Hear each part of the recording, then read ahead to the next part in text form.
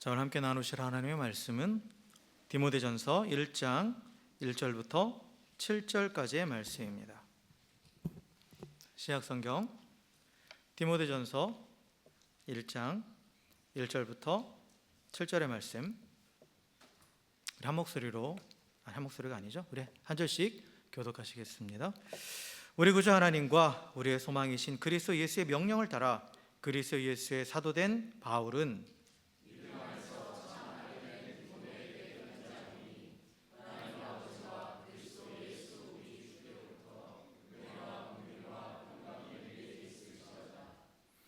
내가 마게도냐로 갈 때에 너를 권하여 에베소에 머물라 한 것은 어떤 사람들을 명하여 다른 교훈을 가르치지 말며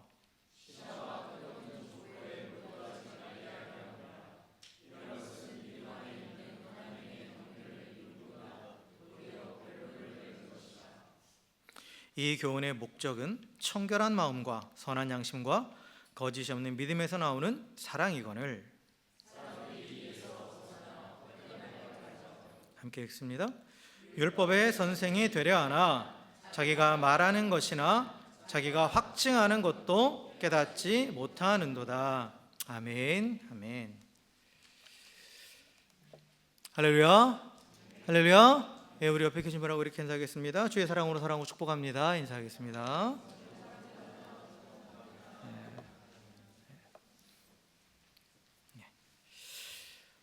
오늘 우리가 함께 읽은 이 디모데전서는 사도 바울이 그 영적인 아들이자 또 에베소 교회를 섬기는 이 젊은 목회자 디모데에게 보낸 편지입니다. 그래서 이 에베소 교회는 이제 지금의 터키, 소아시아 지역에 있던 7교회 중에 하나로서 바울이 전도여행 중에 개척을 했죠. 그래서 이 편지가 쓰여질 당시에는 한 개척한 지 한 3년 정도 된 그러한 교회였어요. 그런데 이건 이제 초대교회 공통적으로 나타나는 현상들인데, 이 초대교회가 세워지고 교회가 이제 계속 부흥하는 가운데에 계속 무슨 일이 일어났냐면 그 내부적으로 거짓 교훈, 또 다른 교훈, 또 갈라디아서 표현에 의하면 다른 복음, 이런 것들이 계속 퍼져가지고 이 혼란스러운 상황들이 계속해서 일어났어요. 그래서 오늘 말씀에도 보면 이 바울이 이 에베소 교회에 디모데를 머물게 한 목적도 뭐라고 나옵니까? 어떤 사람들을 명해서 다른 교훈을 가르치지 말게 하라 라는 거예요. 그러니까 바른 교훈을 가르치라는 거죠. 그래서 이 교회가 그 복음이 전파됨으로써 왕성한 부흥도 일어났지만 동시에 이 가짜 복음, 거짓 복음, 또 거짓 교훈들이 또 동시에 또 교회 안에 퍼짐으로써 많은 혼란들이 일어났다는 거예요. 그래서 바울이 이제 이 거짓 교훈으로 흔들리는 이 교회를 바로잡게 하기 위해서, 그래서 이 디모데에게 이러한 바른 교훈이 무엇인지, 그리고 또한 어떻게 교회를 잘 섬기면서 교회를 든든히 세울 수 있을지에 대해서 가르쳐 주기 위해서 쓴 책이 바로 이제 디모데전서 또 디모데후서죠. 그래서 우리가 이 디모데전서, 디모데후서 뒤에 나오는 디도서까지 해서 목회서신이라고 부릅니다. 목회서신이라고 부르는데 이 목회에 관한, 그래서 말씀을 전하고 또한 교회 일꾼들을 세우고 또 교회를 어떻게 이끌어갈 것인가에 대한 가르침들이 기록되어 있는 게 이제 목회서신인데, 그런데 오늘 이 말씀에 보면 이 목회서신에서 또 목회에 있어서 가장 중요한 핵심, 그리고 또한 이건 꼭 목회뿐만 아니라 우리 신앙생활에서 가장 중요한 핵심이 무엇인지를 가르쳐주는 내용이에요. 그래서 이 5절에 보면 이 바울이 디모데전서의 핵심 메시지일 뿐만 아니라 목회의 핵심이고 또한 우리 신앙의 핵심이 무엇인지를 분명히 말합니다. 그게 뭐냐면 5절을 함께 읽어볼까요? 5절을 함께 읽어보겠습니다. 시작. 이 교훈의 목적은 청결한 마음과 선한 양심과 거짓 없는 믿음에서 나오는 사랑이거늘 이라고 말하죠. 목회의 목적, 그리고 또 목회 가운데 수반되는 가르치고 또 배우고 또 신앙생활하고 하는 그 모든 것의 궁극적인 목적은 뭐냐? 사랑이라는 거예요. 사랑. 그 사랑을 위해서 교훈을 가르치고 교훈을 배우고 또 신앙생활하고 사역도 한다라는 거죠. 결국 사랑의 열매를 맺기 위함이라는 거예요. 그래서 바울 자신도 지금 이 디모데전서에 여러 교훈들이 명령들이 있잖아요. 복음도 복음에 대해서도 얘기하고 또 하나님 말씀도 전하고 있는 그 모든 이 교훈, 자기가 지금 전하는 이 교훈의 목적도 뭐다? 사랑을 이루기 위함이다라는 거예요. 그래서 목적을 분명히 이 오늘 읽은 본문에서 천명하고 있는 거죠. 근데 왜 이런 말을 했냐면 아까도 얘기했지만 이 에베소에 있는 다른 교훈, 거짓 교훈들은 그 결과가 뭐였냐? 사랑이 아니었다라는 거예요. 사랑이 아니었다라는 거죠. 다른 결론을 냈어요. 다른 결론들을. 그래서 그거에 대해서 진정한 교훈은, 진정한 하나님의 말씀은 그에서 파생되는 여러 가지 교훈과 또한 신앙생활은 사랑을 낳는 것이다 라는 것을 먼저 천명을 합니다. 그래서 여기서 말하는 다른 교훈이라는 게 뭐냐? 다른 교훈이라는 것은, 먼저 교훈에 대해서 다시 말씀드리면, 교훈이라는 것은 복음, 그리고 또한 하나님의 명령을 말해요. 그래서 복음과 하나님의 명령에 기초한 이 사도들의 가르침, 이것이 바로 교훈입니다. 그리고 다른 교훈이라는 건 뭐냐면 이 교훈과 조금 다르다, 이게 아니에요. 이 다른 교훈이라는 의미는 여러분 영어 성경도 보고 원어를 보면 거짓 교훈이에요. 거짓 교훈, 가짜라는 거예요. 가짜.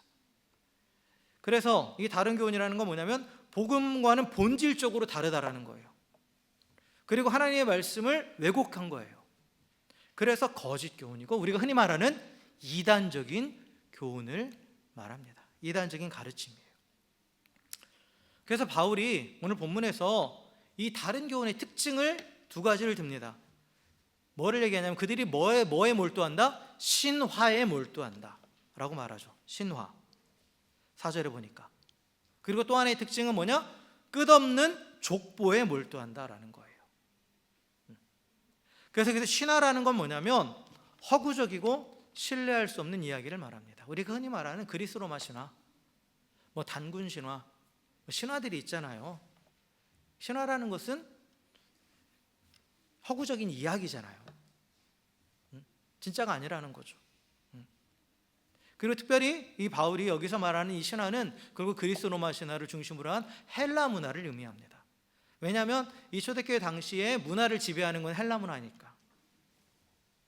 그리스어를 기반으로 한, 헬라어를 기반으로 한 헬라 문화가 당시 이 팔레스타인 지역, 또 소아시아, 전 유럽을 지배하고 있었죠. 정치적으로는 로마가 지배하고 있었고 문화적으로는 헬레니즘 문화가 지배하고 있었던 때예요. 그래서 여기서 말하는 신화는 결국 당시 사람들의 정신세계를 지배하고 있는, 그래서 헬라 문화가 유명한 게 뭡니까? 철학이잖아요. 철학. 이 철학적인 사변, 사실 이런 것들이 이제 교회 안에 들어와서 복음을 계속 변질시켰거든요.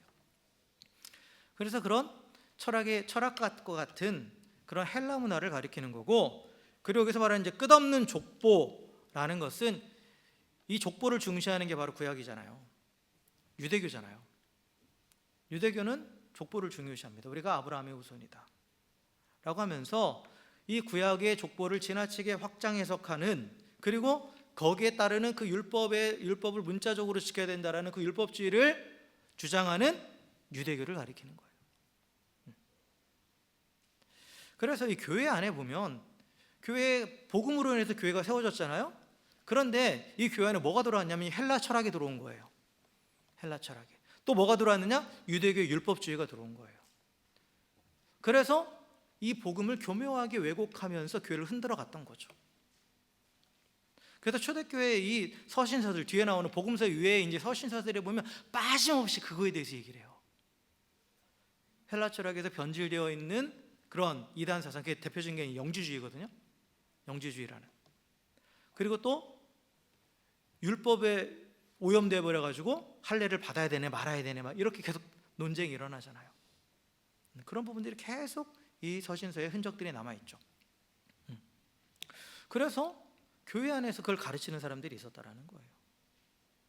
그래서 그들을 거짓 교사라고도 표현합니다. 성경에서는 거짓 교사. 근데 그들이 이제 이 거짓 교사들이 거짓 교훈을 가르치는데, 그들의 가르침은 헛된 말이고 그냥 세속적이고 현학적인 그런 지식일 뿐이었다라는 거예요. 그래서 오늘 말씀해 보면 뭐라고 돼 있냐면, 가르치는 자들조차도 7절에 보니까 그들이 율법의 선생이 되고자 하는데 자기가 말하는 것이 무슨 말인지, 자기가 증거하는 게 무엇인지 스스로도 모른다 이거예요. 근데 말은 번지르르 한 거죠. 되게 이렇게 철학자들 한마디 던지는 거 보면 되게 뭔가 깊이 있어 보이잖아요. 근데 자세히 들여다보면 다 그렇다는 건 아니에요. 근데 자기도 무슨 말을 하는지, 과연 저 사람이 자기가 무슨 말을 하는지 알까? 하는 그런 것들이 있잖아요. 그런 걸 지금 의미하는 거예요. 그러니까 거창하게 뭔가 멋있는 말을 던져놨는데 근데 스스로 그게 무슨 말인지 모른다 이거죠. 그냥 의식의 흐름에 따라서 막 그냥 갖다 붙이는 거죠. 근데 듣는 입장에서는 뭔가 좀 새롭고 뭔가 좀 특별해 보이니까 거기에 귀가 솔깃하는 거죠. 그리고 헬레니즘 문화의 중심적인 철학도 그렇고 또 유대 율법주의도 그렇고, 사실 이들이 복음을 왜곡하는 건 뭐냐면 철저한 자기중심주의로 바꿔버리는 거예요. 복음을 철학이라는 거, 철학적인 요소를 가미시켜서 네가 뭔가 특별한 지식을 갖고 있으면 너는 특별한 존재야, 너는 특별한 영적인 사람이야 하면서 그 자기 만족심을 고양시켜주고, 율법주의는 뭐냐면 이 율법의 행위를 함으로써 또한 너는 선택받은 자야 하면서 또 자기 만족을 자꾸 주는 거예요. 그러니까 사람들이 왜 거기에 혹하겠어요? 사람들이 이단을 따라가고 그들의 주장에 혹한 이유는 크게 나한테 만족을 주니까 그런 거예요. 근데 그냥 복음은 보면, 솔직히 말하면 복음은 되게 투박해요. 심플합니다. 그리고 복음이 주장하는 건 뭐냐? 철저하게 너는 무능하다예요. 우리 자신은 무능하다예요. 자신을 향해서 무능하다고 하는데 그거를 좋아할 사람은 없죠. 구원에 있어서 우리가 할 수 있는 건 아무것도 없다고 지난 주간도 계속 말씀드렸죠. 하나님의 구원에 있어서 우리가 끼어들 여지는 전혀 없다고. 근데 헬레 철학도 그렇고 그 헬레니즘 문화에 있는 이 철학도 그렇고, 그 다음에 헬라 철학도 그렇고, 또한 유대 율법주의도 뭐예요? 자신의 어떠한 공로가 거기 가미되잖아요. 내가 구원에 있어서 뭔가를 역할을 할 수 있다고 생각을 하잖아요. 사람은 자기 주도성 넣는 거 싫어해요. 누구나, 어느 누구나. 여러분, 자녀들이 크면서 변화되는 모습은 뭐예요? 처음에는 철저하게 부모를 의지하다가 조금씩 자아가 형성되면서 어떻게 됩니까? 싫어부터 시작하죠. 싫어부터 시작해요. 그게 자기중심성이 생기는 거죠. 그러니까 죄라는 건 철저한 자기중심성이거든요. 그러니까 그 속성이 남아있으니까 그걸 자꾸 자극하는 거예요, 이단들은. 그래서 그걸 통해서 스스로를 만족시키면서 또 하나님의 은혜도 또 취할 수 있게 하는. 그러니까 자기의 죄된 속성은 그대로 두면서도 또 구원의 은혜도 누릴 수 있다고 하니까 누구나 거기에 열광을 하게 되는 거죠. 그러나 오늘 바울이 무슨 얘기를 하냐면, 이런 다른 교훈은 결국은 뭐다? 쓸데없는 논쟁만 낳는다라는 거예요. 쓸데없는 논쟁만 낳고 그리고 다툼만 일으킨다. 그래서 정말 오직 믿음으로만 완성되는 하나님의 경륜, 여기서 말하는 하나님의 경륜이라는 말은 뭐냐면, 이 경륜이라는 말이 되게 문자적으로 좀 복잡한 의미를 가지고 있는데, 이게 성경에서 쓰이는 경륜이라는 말은 뭐냐면 하나님의 구원 계획을 의미합니다. 이 경륜이라는 게 문자적으로는 건축과 관련되어서 뭐 뼈대를 세우고 건축을 설계하고 이런 의미예요. 이것이 하나님, 이 복음과 연결되고 신학이 연결되면서 하나님의 경륜이란 하나님의 구원 계획, 하나님이 계획하시고 또 뼈대를 세우시고 또 그걸 실행하시는 그 모든 것을 경륜이라고 표현합니다. 그래서 근데 이 하나님의 구원은 뭐로만 완성되는 거예요? 믿음으로 완성되는 거예요. 믿음으로. 그런데 이 다른 교훈들은 그 믿음에다가 자꾸 다른 것들을 덧붙여버리니까, 다른 것들을 자꾸 덧붙여요. 그러니까 하나님의 구원 계획을 방해하는 거예요. 오히려 하나님의 구원을 이루지 못하게 한다라는 거죠. 그리고 또한 그 교훈을 따르는 자들에게는 결국 남는 모습은 뭐냐? 분쟁과 다툼이라는 거예요. 자꾸 논쟁하는 거예요. 교회 안에서 네가 옳으네 내가 옳으네.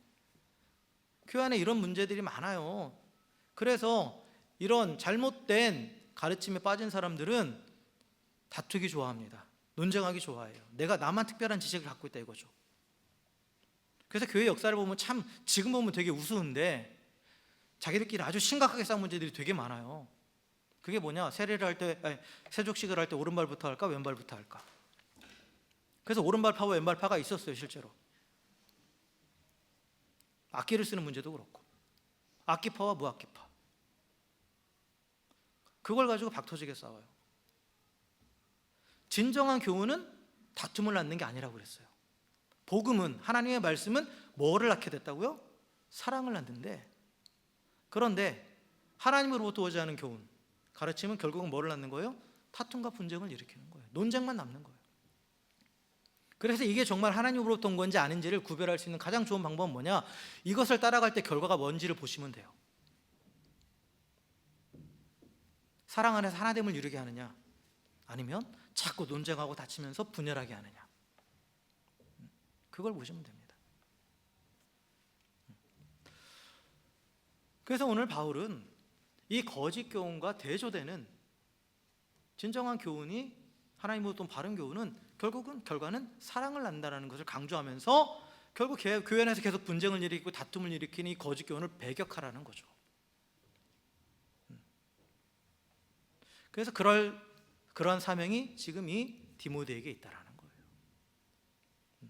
그래서 디모데의 사명은 뭐냐? 거짓 교훈, 거짓 복음을 분별해내서 성도들이 휩쓸리지 않게 하고, 그리고 또 바른 교훈, 참 복음의 진리를 가르치는 것입니다. 그리고 이 바른 교훈, 복음과 또 하나님 우리에게 주신 모든 계명, 말씀은, 그것의 목적은 뭐냐? 쓸데없는 논쟁을 통해서 지적 만족감을 주고 자신의 영광을 추구하는 것이 아니라 내면의 영적인 변화를 통해서 복음의 본질인 사랑을 깨닫고 그 사랑을 행하는 자가 되게 하는 거예요. 그럼으로써 또한 하나님의 구원사에게 동참하게 하는 겁니다. 그래서 오늘 5절의 말씀을 우리가 좀 더 자세하게 볼 거예요. 그런데 이 교훈이 이 사랑으로 나타나기까지 거쳐가는 과정이 있어요. 그래서 오늘 바울이 뭘 얘기합니까? 5절의 말씀에 보니까 청결한 마음과 선한 양심과 거짓이 없는 믿음에서 나오는 이 사랑이 바로 교훈의 목적이다라고 말하잖아요. 그러니까 교훈의 궁극적인 목적은 사랑이에요. 그런데 이 사랑은 어디서 비롯되느냐? 청결한 마음, 선한 양심, 거짓 없는 믿음에서 비롯된다라는 겁니다. 자, 이게 다 연결되는 거예요. 다 연결되는 겁니다. 자, 이게 청결한 마음이라는 걸 뭐냐라고 했을 때 우리가 마음 하면 뭡니까? 인간의 가장 깊은 내면이죠. 그렇죠? 그래서 이성적인 사고와 감정, 그리고 또 하나 중요한 게 뭐냐면 영적인 깨달음이 일어나는 곳이 바로 이 마음이에요. 그래서 영적인 깨달음이라는 건 뭐냐? 하나님은 영이시잖아요. 그러니까 영이신 하나님을 깨닫는다라는 거예요. 영이신 하나님을 인식하고, 그리고 그 영이신 하나님께 반응하는 것이 바로 영적인 깨달음입니다. 그것이 어디에서 일어나요? 마음에서 일어나요. 그러니까 이렇게 표현할 수 있어요. 마음이라는 것은 뭐냐? 우리 인간이 하나님과 접촉하게 하는, 하나님과 접촉하는 접점이라는 거죠. 그래서 우리는 마음으로 하나님을 알고 하나님께 반응하게 되어 있습니다. 우리가 눈으로 보는 게 아니잖아요, 하나님을. 그렇잖아요. 그러니까 마음으로 보는 거예요. 마음으로 본다. 성경에서 본다라는 말과 알다라는 말은 같은 의미입니다. 우리가 마음으로 하나님을 본다라는 건 하나님을 마음으로 안다라는 거예요. 그리고 또한 그 하나님을 알게 되었을 때 그에 대해서 반응을 하는 거죠. 그게 모두 마음에서 일어나는 거예요. 그런데 이 접점이라는 거, 뭔가 어떤 두 대상이 서로 접촉하는 이 접점인데, 만나는 면이 접점인데, 이 접점이 더러워져 있다고 생각해 보세요. 오염되어 있다고 생각해 보세요.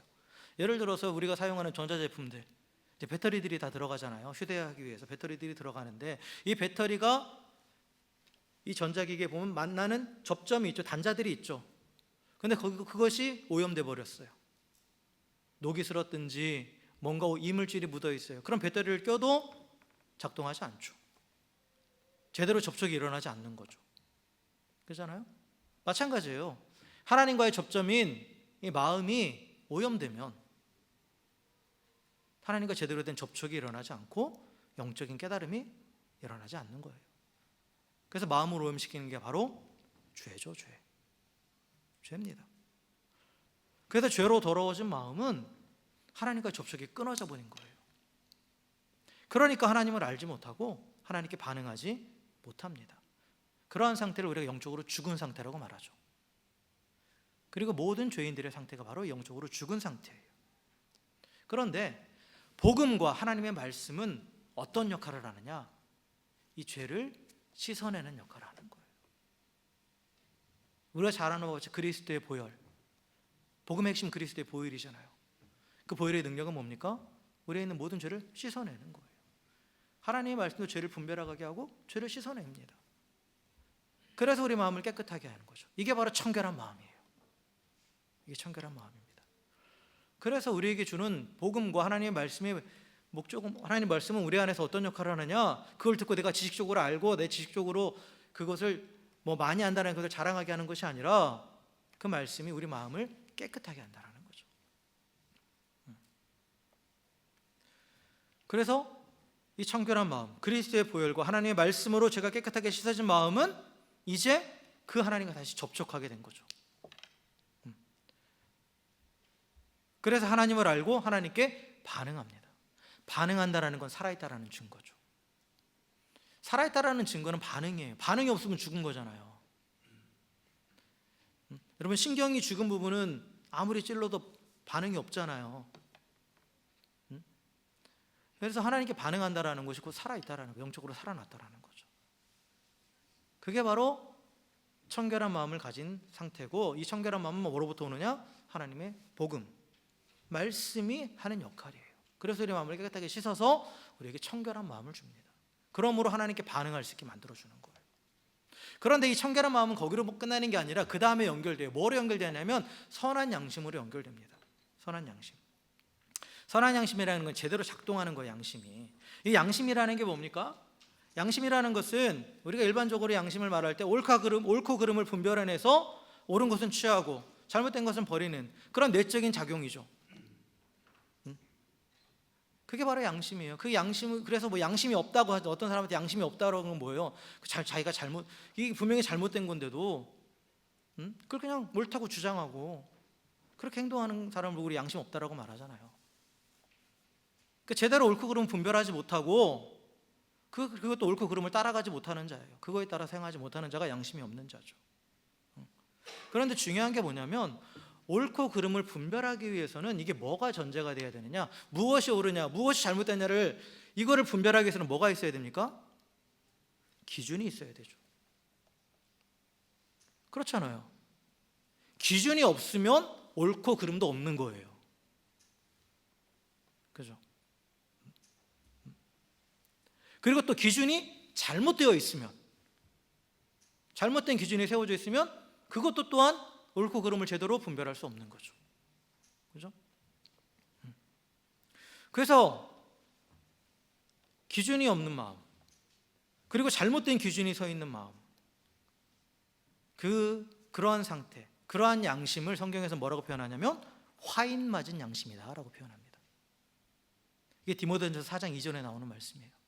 화인 맞았다. 화인이라는 건 불로 지져졌다라는 거죠. 왜 불로 이제 살이 지져지면 나중에 그 부분이 뭐가 돼요? 감각이 사라지잖아요. 신경이 죽어버렸으니까. 그러니까 이 화인 맞은 양심이라는 것은 그 죄로 인해서 모든 것이 다 무뎌져 버린 거예요. 죄에 대한 감각 자체가 사라져 버린 거죠. 그 기준이 사라져 버려가지고 감각이 없는 거예요. 그러니까 죄를 죄로 인식하지 못합니다. 그러니까 가책도 없는 거예요. 실제로 그런 사람들이 있어요. 우리 흔히 말하는 사이코패스라는 사람들, 이게 심리학적으로 그런 얘기 하잖아요. 그 사람들은 기준이 없어요. 그러니까 누가 봐도 이거는 해서는 안 되는 행동인데도 그냥 하면서도 아무런 가책이 없잖아요. 마비되어 있는 거예요, 그분이.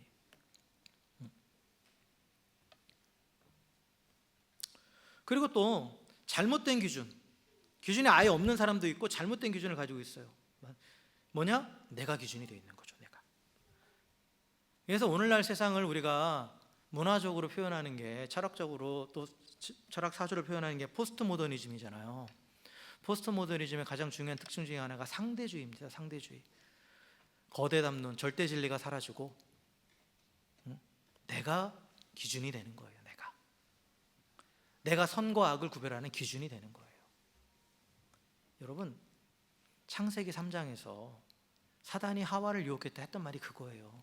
네가 이걸 먹으면 선악을 아는 것이 하나님과 똑같아진다. 네가 기준이 된다 이거죠. 네가 기준이 된다. 이게 포스트 모더니즘이고 상대주의입니다. 그러니까 내가 기준이 돼 있어요. 그러니까 제대로 구별을 못하는 거죠. 그러니까 오늘날과 같은 그런 세태들이 벌어지는 거예요.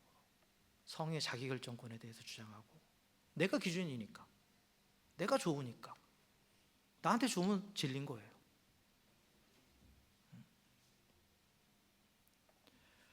어쨌든 간에 이렇게 양심의 화인을 맞으면 정말 이 선악을 분별하는 능력을 상실하게 됩니다. 그래서 계속 죄 가운데 있으면서 그것도 몰라요. 그리고 스스로 계속 합리화합니다. 그리고 스스로가 자신을 속이고 자신도 속아요. 이제 리플리 증후군이라고 하잖아요. 계속 거짓을 하다 보면 그게 진리처럼 받아들여지는, 그잖아요. 그 가운데 살아가고 있어요. 세상은 모든 사람들은 그 가운데 살아가고 있습니다. 그런데 이제 이 마음이 청결한 자, 마음이 청결해지면 어떻게 된다고요? 하나님께 반응하게 된다고 그랬잖아요. 하나님께 반응하게 돼요. 그래서 하나님의 뜻을 찾게 되고 하나님의 뜻을 구하게 됩니다. 그러니까 이 복음과 하나님의 말씀이 마음을 깨끗하게 하고 나서 또한 그걸로 끝나는 게 아니라 또 계속해서 복음과 하나님의 말씀을 또 계속해서 가르치고 배우면 그 안에 말씀이 계속 들어오는 거예요. 이제 말씀이 들어오면 그때 그 안에 뭐가 세워지느냐? 하나님이 보시기에 좋은 것이 무엇인지, 하나님이 보시기에 아닌 것이 무엇인지, 싫어하시는 게 무엇인지를 알게 되는 거죠. 그래서 선한 양심이라는 표현이 나오잖아요. 여기 선하다라는 말, 성경이 말하는 선하다는 말은 단순히 착하다라는 의미가 아니라고 그랬죠. 선하다라는 거는 창세기에 나오는 토브, 보시기에 좋았더라. 토브에서 나온 표현이에요. 토브, 하나님 보시기에 좋은 게 선한 거예요. 하나님 보시기에 좋은 것, 하나님의 뜻과 계획대로 진행되는 것, 그게 선한 겁니다. 그러니까 기준이 뭐가 되는 거예요? 하나님이 되는 거예요. 그러니까 선한 양심은 어떤 양심이에요? 하나님이 기준이 된 양심이에요. 하나님이 기준이 돼요. 근데 이건 어떤 사람만이 가능해요? 일단 하나님에 대해 인식할 수 있는 사람만이 가능하죠. 그러니까 먼저 마음이 청결해져야 돼요. 교훈으로. 그 다음에 또한 계속되는 이 교훈을 통해서 하나님에 대해서 더 알아가고, 또 하나님의 어떠한 방식으로 일하시고 하나님의 뜻이 무엇인지를 알아가면 그게 내 안에 기준으로 세워지는 거예요. 그래서 선한 양심을 갖게 되는 거죠. 그래서 교훈은 계속해서 이 교훈을 가르치며 또 교훈을 배움으로써 우리 안에 선한 양심이 세워져 가는 겁니다. 그러면 이제 선한 양심은 결국 또 뭐로 이어지느냐? 옳고 그름을 분별하게 되고, 그리고 또한 마땅히 내가 행해야 될 바가 무엇인지 이제 알게 되는 거죠. 그래서 마음이 청결해지고 선한 양심을 가진 자는 하나님이 기뻐하시고 싫어하시는 걸 분별하고 그 기준에 따라 살아가고자 합니다. 그래서 내가 믿는 바와 내가 행하는 바가 일치가 되려고 하는 거죠. 그게 거짓 없는 믿음이에요. 거짓 없는 믿음의 가짜는 뭐예요? 거짓 믿음이겠죠? 위선이죠, 위선. 그건 뭐예요? 내가 믿는다고 고백하는 바와 실제 내 삶이 다른 거죠.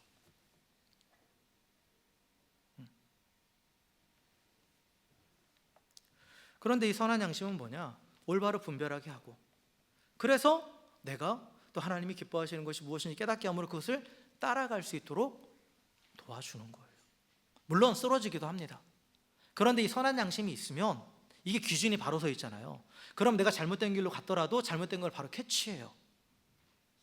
그리고 다시 돌아올 수 있는 거예요. 우리가 믿음으로 살아간다고 해도 여러분 넘어질 수 있잖아요. 그렇잖아요. 여러분 예수 믿고 한 번도 죄 안 지었어요? 항상 완벽하게 순종하며 사셨나요? 살려고 몸부림은 치지만 연약함 때문에, 또 죄의 유혹이 계속해서 있기 때문에 넘어지잖아요. 그런데 선한 양심이 있다는 건 기준이 서 있기 때문에, 기준이 바로 서 있으면 언제든지 돌아가는 거예요. 그 기준에 따라서 판단하고. 그래서 이것이 계속되면서 결국은 어떻게 되느냐? 나의 믿음과 삶이 일치되는, 그래서 거짓 없는 믿음의 사람으로 세워지는 거죠. 또한 이 거짓 없는 믿음이라는 것은 머리로만 아는 지식적인 동의가 아니에요. 전인격으로 하나님을 신뢰하면서 그래 전적으로 하나님의 뜻이 무엇인지 깨달은 대로 그 뜻대로 따라가는 거예요. 왜? 그분을 신뢰하니까. 이것이 당장 나한테는 힘들게 느껴진다 할지라도 내가 하나님을 신뢰하니까. 그것이 가장 선한 것이라는 것을 믿으니까 또한 내가 믿는 대로 행하게 되는 거죠. 그리고 또한 이 거짓 없는 믿음을 가진 자는 결국은 하나님 뜻을 따라서 행하니까. 그래서 하나님의 뜻은 뭐예요? 결국은 우리 가운데 뭘 하라는 거예요? 사랑하라는 거잖아요. 하나님을 사랑하고 이웃을 사랑하라는 거잖아요. 그래서 궁극적으로 뭐가 나오는 거예요? 결론적으로 그 삶이 뭐를 따라가는 삶이 되는 거예요? 사랑을 따라가는 삶이 되는 거예요. 하나님이 없는 사람들은 그 삶이 뭐를 따라갑니까? 자기 이익을 따라가죠. 철저하게 자기 이익을 따라가요. 그러나 이 말씀과 복음으로 변화된 사람은 궁극적으로 사랑을 행하는데 곧 사랑을 따라서 살아가는 거예요. 사랑을 따르는. 그리고 성경이 말하는 사랑은 뭡니까? 철저하게 이타적인 사랑입니다. 하나님이 우리에게 보여주신 그 사랑. 하나님이 보여주신 사랑은 뭐냐면, 제가 이번 주에 성경 공부하면서 우리 성경 공부 신약 예수님 비유, 사마리아인의 비유를 하면서 얘기했는데, 하나님이 우리에게 보여주신 사랑은 경계를 허무는 사랑이에요. 사마리아인이 자신을 천대하는 유대인을 향해서 경계를 허물고 나갔잖아요. 하나님이 하나님을 배반한 인간을 향해서 경계를 허물고 인간으로 오셨잖아요. 하나님 보여주신 사랑은 경계를 허무는 사랑이에요. 그게 진정한 사랑입니다. 그게 진정 이타적인 사랑이에요. 경계를 허무니까 이타적이라는 말이 사실 나와 네의 구분이 없는 거예요. 그러니까 내 이웃을 내 몸과 같이 사랑할 수 있는 거죠. 우리는 계속 경계를 짓잖아요. 그 율법학자처럼 내 이웃이 누굽니까? 라고 따지잖아요. 그리고 그 사람만 사랑하겠다고 하잖아요. 그거는 성경이 말하는 진정한 사랑이 아니에요. 진정한 사랑은 경계가 없는 거예요. 나와 너의 구분이 없는 거예요. 그래서 내 이웃을 내 몸과 같이 사랑한다는 것은 내 이웃이고 나는 내 몸, 그런데 내가 너를 내 몸처럼 여긴다? 아니에요. 그냥 내 몸이다예요. 거기까지 나가는 거예요. 그럴 때 뭐가 나타나느냐? 어떤 일이 일어나느냐? 하나님의 경륜, 하나님의 구원의 계획이 이루어져 가는 겁니다. 여러분, 하나님의 구원 계획은 처음부터 끝까지 다 사랑이거든요. 우리를 하나님께서 우리를 구원하신 동기가 뭡니까? 사랑이죠. 하나님 우리를 구원하시기로 작정하신 동기는 사랑이에요. 우리의 어떠함이 아니에요. 우리를 사랑하시기 때문에. 그리고 하나님께서 우리를 구원하신 방식은 뭐예요? 좀 전에도 말씀드렸지만 모든 경계를 허물고 우리에게 들어오셨잖아요. 인간으로. 그 지극히 높으신 하늘에 계신 하나님께서 땅에 있는 인간에게 인간으로서 직접 들어오셨잖아요. 그 세계에. 경계를 허물고. 사랑이잖아요. 그래서 하나님의 구원의 계획은 사랑입니다. 그래서 이 사랑의 열매를 맺는 자가 하나님의 구원의 계획에 동참하게 되는 거예요. 그럼으로써 하나님의 경륜을 이루어 가는 거죠.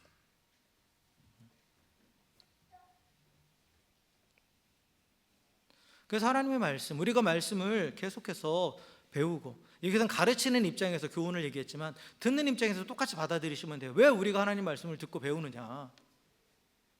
궁극적으로 무슨 열매를 맺기 위해서? 사랑의 열매를 맺기 위해서 하는 거예요.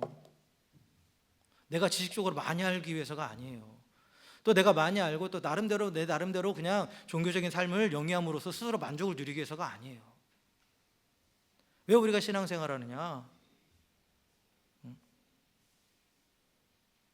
나의 만족을 위해서가 아니라는 거예요. 사랑하기 위해서 그런다는 거죠. 사랑의 열매를 맺기 위해서. 그럼으로써 또한 하나님의 구원 사역에 동참하기 위해서. 하나님의 구원의 계획에 동참한다는 것은 개인적인 의미도 있어요. 우리에게 날마다 구원을 베푸시는 그 하나님의 은혜를 날마다 또 누리는 거예요. 내 삶까지 우리가 구원을 계속 이루어간다고 성경은 표현하고 있죠. 우리는 이미 구원받았고 지금도 구원받고 있고 또 앞으로 구원받을 거예요. 그 과정을 계속해서 경험하는 거예요. 구원의 은혜를 날마다 누리는 겁니다. 그 하나님의 구원의 계획에 동참하게 되면. 또 나아가 이제 그 밖에 있는 자들도 이 안에 들어오게 돕는 거죠. 뭘 통해서? 사랑으로.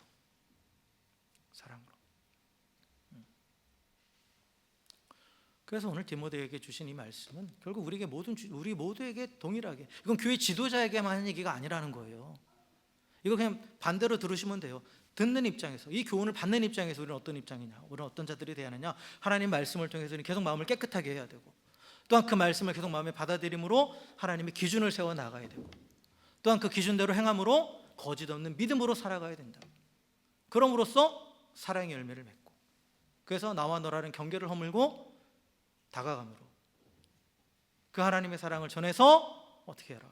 구원의 자리에 이끌어오는 그런 삶을 살아야 된다. 이게 바로 구원받은 성도의 삶이고, 이게 우리가 신앙생활을 하는 목적이에요. 하나님께서 우리를 또한 이 땅 가운데 주셔서 이 땅에서 신앙생활을 하게 하시는 목적이에요. 왜 우리가 구원받고 바로 하나님 나라 올라가면 좋았을 텐데, 그렇잖아요. 솔직히 여러분 당장 주님 내일 오셨으면 좋겠죠? 그건 아니에요? 조금 더 즐길 게 있으시고 장가도 가야 되고 좀 억울해요? 어쨌든 간에 뭐 그걸 누리게 하시기 위해서 남겨두신 것도 있겠지만, 그런 하나님께서 이 땅에 남겨두셔서 하나님의 백성으로 신앙생활을 하게 하신 목적은 뭐냐? 결국 사랑의 열매를 맺어서 하나님의 구원사역에 동참하게 하시는 거예요. 그러면서 장차 또 주님이 임하시는 그날 우리를 칭찬하시고 또 하나님 나라에서 다스리는 자로 세우시겠다라는 거죠. 그래서 우리가 부지런히 배우고 또 부지런히 또 기회가 되는 또 가르치기도 하지만, 그 모든 목적은 결국 사랑의 열매 맺는 데 두어야 됩니다. 다른 어떤 것이 아니라. 그러므로 하나님의 구원 계획에 우리는 날마다 동참해야 되는 거죠. 자, 말씀을 마무리하겠습니다. 사랑하는 성도 여러분, 오늘 우리가 살아가는 시대는 이 디모데전서가 쓰여졌던 시대, 그리고 또한 이 에베소 교회가 처했던 그 상황과 크게 다르지 않아요. 신화와 끝없는 족보에 몰두했던 그것이 오늘날은 바뀌어가지고 어떤 뭐 신비한 영적 체험, 또 이상한 철학, 또 뭐 포스트 모더니즘과 같은 그러한 사조, 그리고 또 왜곡된 성경 해석으로 나타나서 계속해서 또 그런 이단적인 사상으로 교회를 혼란스럽게 만들죠. 또 교회 안에서도 사랑을 낳는 가르침이 아닌 정말 거짓된 가르침으로 인해서 계속해서 논쟁만 일어나고 헛된 말만 양산하고, 그래서 결국 분열하는, 그래서 사랑 없는 공동체를 전락해버리는 그러한 일들이 계속해서 일어나고 있습니다. 사랑하는 성도 여러분, 분명히 기억하십시오. 복음을 비롯한 모든 하나님의 말씀, 우리가 그것을 배우고 또한 그 신앙생활하는 궁극적인 목적은 뭐냐? 사랑의 열매를 맺기 위함입니다. 쓸데없는 논쟁을 통해서 지적 만족감을 얻기 위함이 아니에요. 내면의 영적인 변화를 통해서 복음의 본질인 사랑으로 행하는 자가 되기 위함입니다. 그래서 사랑으로 이어지지 않는 경우는 아무리 지적이고 도덕적이고 영적이라 할지라도 그건 다 거짓이에요. 우리 신앙생활도 마찬가지예요. 사랑으로 이어지지 않는 우리의 신앙생활은 죄송하지만 거짓입니다. 이 거짓 교훈을 따르는 거짓 신앙생활을 하는 자들은 자기 이익을 따라 생각하면서 자기 영광을 추구합니다. 그 결과 쓸데없는 논쟁만 일으키며 하나님의 구원 계획을 이루지 못하죠. 그래서 하나님의 영광을 가려버려요. 그러나 대조적으로 바른 교훈, 하나님의 말씀을 제대로 알고 제대로 따라가는 자는 마음의 청결함을 이루고, 그리고 선한 양심을 가지고 거짓 없는 믿음대로 행함으로 인해서 사랑의 열매를 맺어갑니다.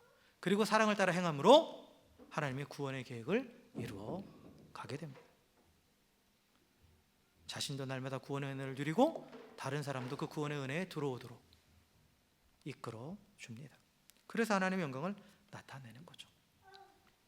사랑하는 성도 여러분, 우리가 교훈을 배우고 하나님의 말씀을 배우고 하는 모든 것들, 또 사역하는 모든 것들이 신앙생활이죠.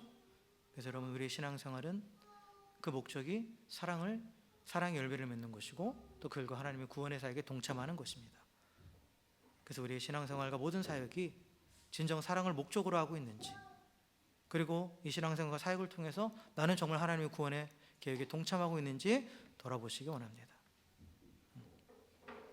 정말 사랑을 따라 행하면서 또 하나님의 구원의 계획에 동참하기 위해서 또 날마다 그리스도의 보혈로 마음을 정결케 하시길 주의 이름으로 간절히 축원합니다. 그리고 주의 말씀에 귀 기울이면서 하나님 뜻대로 온전한 기준을 세워서 분별하는 선한 양심을 지키시길 주의 이름으로 간절히 축원합니다. 또한 주께서 원하시는 대로 기뻐하시는 대로 분별한 것들을 또 온전히 순종함으로 거짓 없는 믿음으로 살아가는 우리가 되길 주의 이름으로 간절히 축원합니다. 그래서 우리의 삶 가운데 날마다 사랑의 열매가 맺혀가기를, 주님이 우리에게 보여주셨던 그 사랑, 모든 경계를 허물고 또한 기꺼이 희생하고 헌신하는 그 사랑의 열매를 맺어가는 우리 모두가 되길 주의 이름으로 간절히 축원합니다. 그래서 범사의 사랑을 따라 행함으로 또 하나님의 구원의 계획에 동참하며 또 하나님의 영광을 나타내며 살아갈 수 있는 저 여러분 우리 모두가 되기를 다시 한번 주의 이름으로 간절히 축원합니다. 함께 기도하겠습니다.